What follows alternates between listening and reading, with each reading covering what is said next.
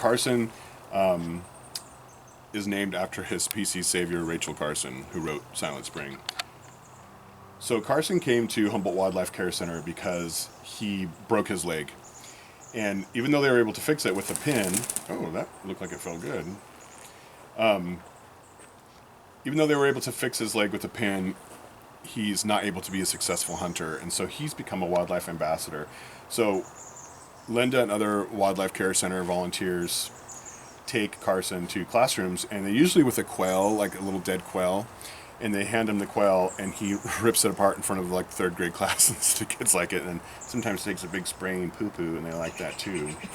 So we always talk about, peregrines are famous for being the fastest animal in the world, and if you look into his nostrils real close, oh, sorry about that, did I spook you? They have this like little, like, I guess like a little beak thing in the middle of their nostrils. It kind of looks like they have a booger in their nose. But what that helps do is deflect the air, so when they're at this dive, and they could dive, aka stoop, they can stoop at 240 miles per hour.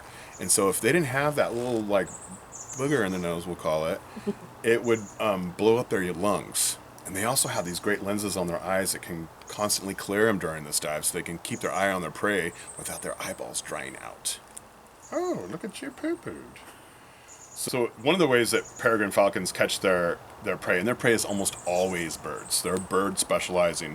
They're like a feathered dragon that eats birds. And when they dive really, really fast like that, they like punch the bird. And so a lot of times just the impact of them diving and punching the duck or the pigeon or whatever it is kills it. But if it doesn't, they have this pretty interesting hook on their beak, if you can see it, where they get right in behind the bird and they like break its neck with a bite from that beak.